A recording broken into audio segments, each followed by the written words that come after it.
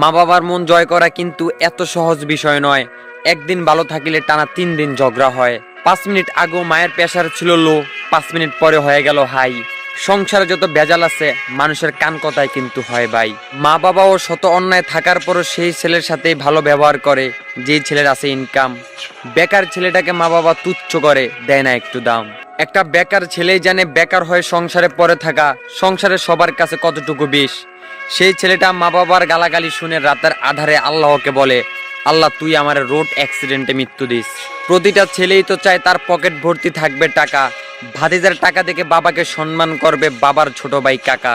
প্রতিটা ছেলের তো ভাই একটাই স্বপ্ন, মা বাবার স্বপ্ন পূরণ করা। টাকা তো ভাই আলাউদ্দিনের চেরাগ, তাই সবার কাছে দেয় না ধরা।